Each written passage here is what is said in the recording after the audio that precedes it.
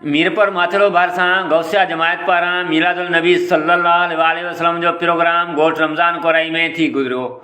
ख़ुसूसी खिताब मोहम्मद खालिद सुल्तान जो हो, जॾहिं त प्रोग्राम जे मतवलीन फ़कीर ग़ुलाम नबी कोराई, कौड़ो कोराई, दीदार कोराई, लियाकत कोराई, बिरोही खान कोराई, फरमान अली, गुलाम हुसैन कोराई ऐं ॿियनि मिलादुल नबी सल्लल्लाहु अलैहि वसल्लम जे मिलाद में हिस्सो वठी प्रोग्राम के शानदार बनायो।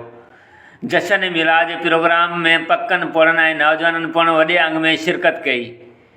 उन मौक़े ते नात ख़वाननि नात पढ़ी मिलाद जो शान बयान कयो।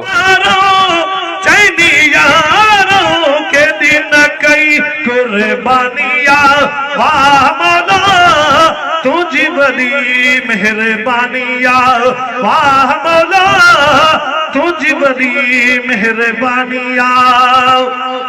अरे भाले भाई भागा रे, भाले भाई भागा रे, भाले भाई भागा रे, भाले भाई भागा रे, आयो थे मुर्शिद।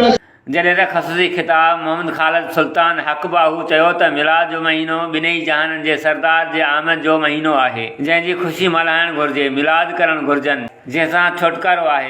अॼु उन महबूब जो मिलाद आहे ऐं मिलाद मल्हाइण वारो कॾहिं भी कंगाल न थींदो। मिलाद मल्हाइण वारो कॾहिं ग़रीब न थींदो।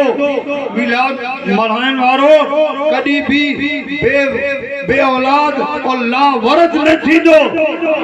बे और नबी जो मिलाद करण वारो कॾहिं लावारिस न थींदो। कॾहिं थदी सुभान अल्लाह। आख़िर में सलात सलाम ऐं पाकिस्तान जी सलामती जे लाइ ख़ुसूसी दुआ पिणु घुरी वई। उमर कोराई, मीरपुर माथेलो।